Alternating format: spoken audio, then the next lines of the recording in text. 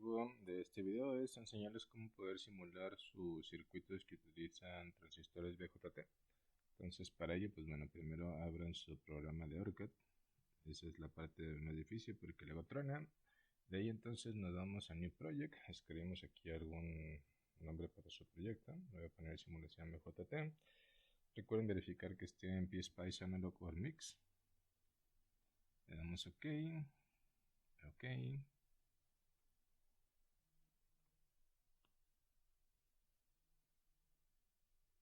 Y listo. Entonces abrimos nuestro esquemático, nuestra página. Voy a borrar esta parte. Voy a hacer un poco de zoom. Y voy a empezar a agregar los componentes. Vamos a simular esta topología de divisor de voltaje que hemos estado manejando a lo largo de las clases. Y en particular vamos a implementar el circuito de la clase pasada. El transistor lo van a encontrar en la librería eval. Empieza con Q. Aquí está, Q2N2222. Entonces vamos a llevarnos ese transistor. De ahí en más, pues bueno, ocupamos resistencias. Entonces buscamos las resistencias análogas.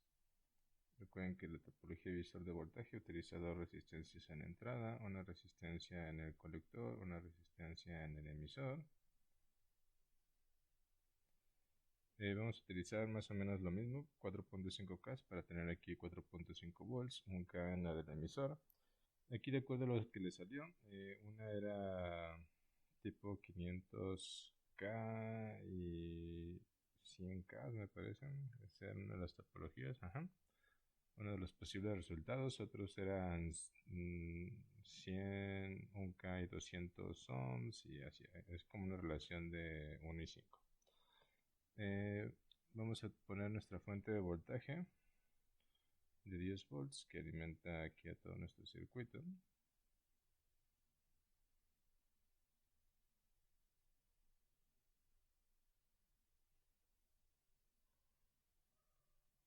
Entonces voy a hacer el cableado. Esto por acá, esto por acá. Estas dos resistencias. Voy a poner esta resistencia con el transistor aquí abajo. Acá arriba a la fuente de voltaje. Podemos conectar las dos resistencias a la misma fuente de voltaje o podemos colocar dos fuentes de voltaje, no importa. El efecto es el mismo al estar en paralelo. Y vamos a colocar las tierras. Utilizamos el zero capsing. Entonces colocamos una tierra por aquí, una tierra por acá y una tierra por acá arriba. Hasta aquí tenemos casi todo completo. Una parte importante es el punto de la beta. Recuerden que cada transistor es diferente del puñado que a veces les doy. A veces nos da 340, a veces 280, a veces 300. Entonces, dependiendo del transistor o de la beta que tengan, hay que modificar el modelo de Spice para que coincida con sus parámetros. Entonces nos vamos aquí a Edit Spice Model.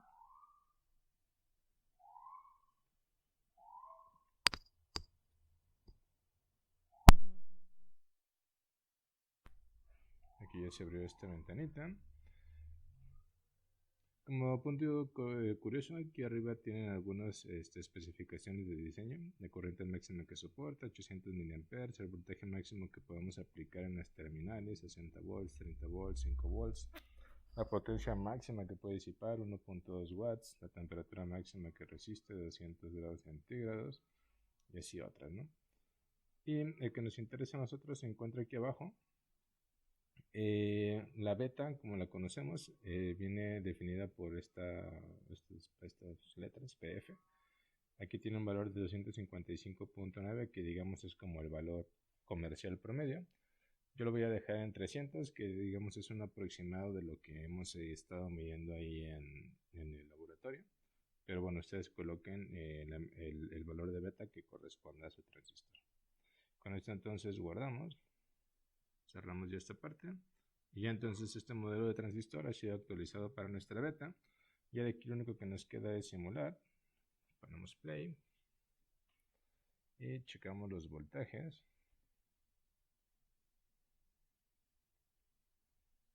Entonces, más o menos aquí tenemos 1.32 volts a la entrada, los 10 volts acá arriba, 6.923 volts, 688 milivolts. Pues bueno, no es fielmente lo que esperáramos, lo que esperábamos. Tenemos aquí una ligera caída. Esto principalmente se debe a nosotros cuando hacemos los cálculos utilizamos una ecuación simplificada. Esta parte de la corriente de colectores es igual a beta veces la corriente de la base. Aquí, por ejemplo, si hiciéramos esta multiplicación, 17 la corriente en la entrada, 4. Dejen abrir la calculadora.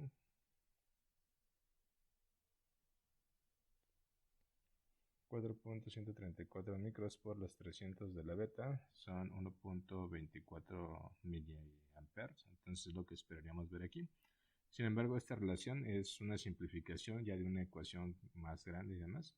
Entonces, bueno, es de esperarse que haya una diferencia entre lo que calculamos y lo que simulamos y lo que vamos a medir. Lo vamos a dejar así, no importa. Este de aquí es para corroborar que está correctamente polarizado. Aquí igual ustedes pueden verificar principalmente el voltaje en la base que corresponda a lo que ustedes calcularon. Si no es así, entonces pues, bueno, habrá que jugar aquí con los resistores para que corresponda a lo ideal. Acá.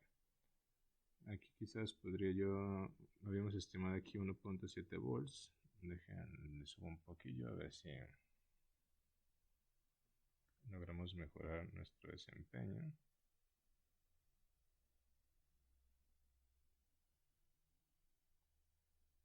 Bueno, vamos a tener ese problema de cadence, de que tenemos que cerrar y abrir.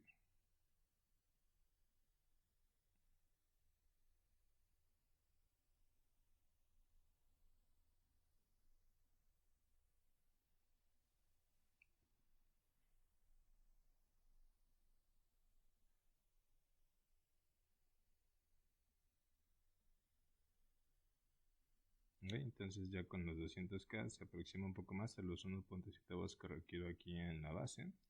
Y la corriente ya es bastante más similar a los al 1 mA que deseo. Voy a hacer una última iteración, la voy a dejar en 180K.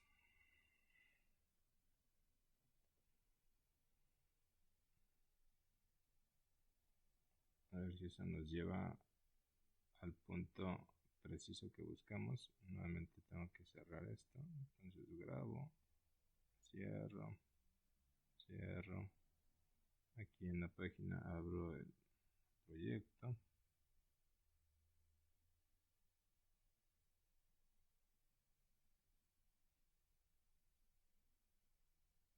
Y ahí está prácticamente donde lo queríamos, ¿no? 1.7 volts y igual un poco más cercano a 1 mA. Lo voy a dejar así. Si me preguntan en qué deben de confiar, si en sus cálculos o en la simulación, yo les aconsejaría que confieran más en la simulación. Entonces, de preferencia, si calcularon aquí 200K o 100K, pero ven que con 180K la simulación es más próxima a lo que esperan, entonces les aconsejo mejor que cambien a 180K su implementación. Usualmente este simulador Cadence ajusta bastante bien a lo que vamos a obtener en la realidad. Entonces, lo siguiente es armar los diferentes tipos de topologías. Vamos armando nuestro emisor común. Para ello vamos a ocupar una fuente de voltaje sinusoidal, vecino. Para la fuente de voltaje vamos a especificar un voltaje de offset de 0 volts, una amplitud de 10 milivolts, una frecuencia de operación de 1 kHz y en AC le colocamos 0. Eso es para obtener nuestras gráficas de bode y demás, respuesta en frecuencia.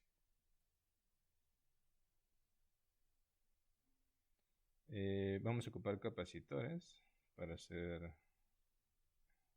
una implementación. Para esta configuración de emisor común, el capacitor de aquí va a ser el que va a tierra. Y tenemos en la base nuestra entrada.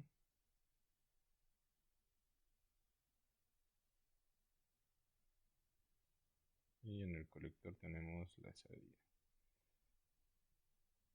Le vamos a colocar aquí una resistencia de carga muy grande.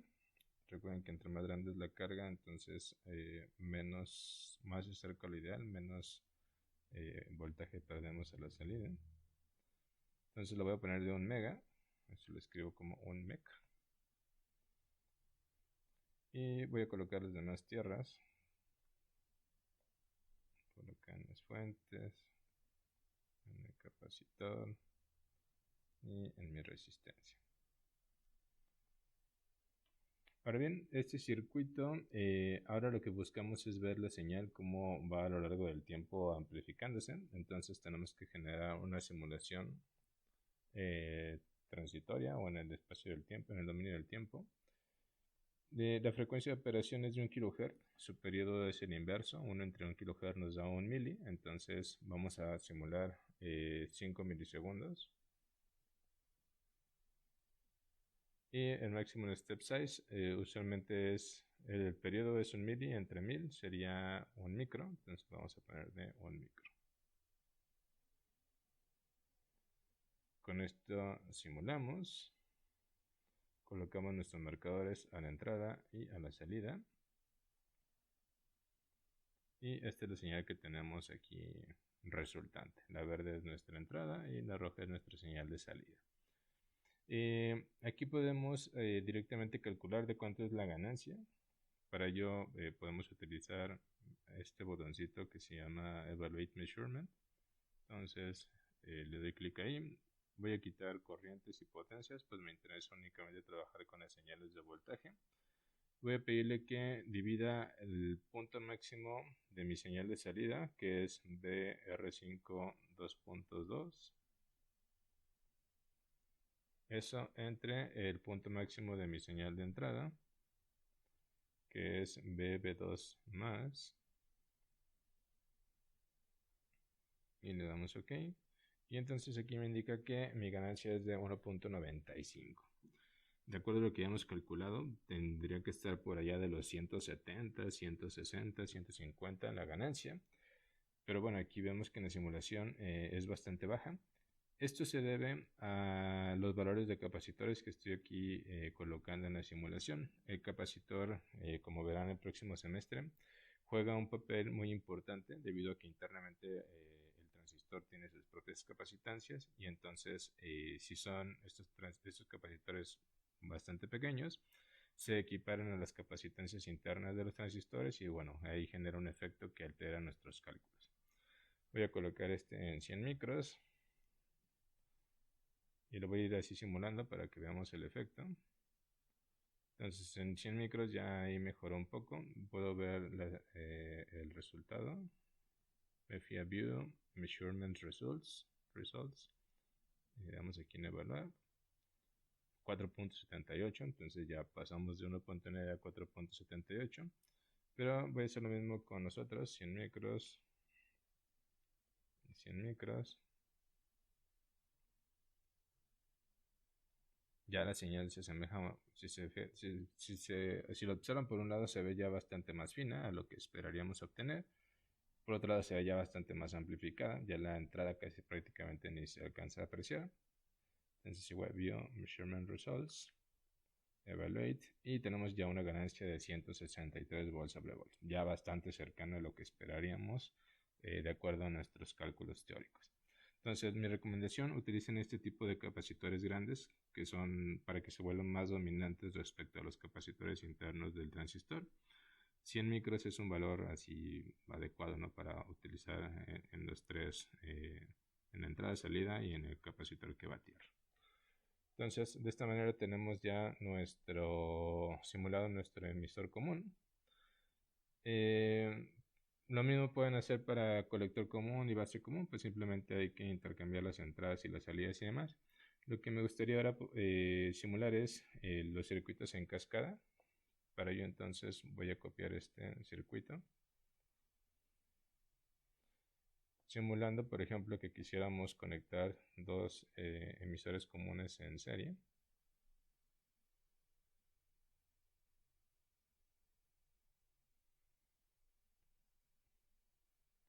Entonces, lo que voy a hacer es conectar la salida a la entrada. Entonces, solo ocupo un capacitor. La salida entonces ahora se vuelve la entrada de mi siguiente etapa.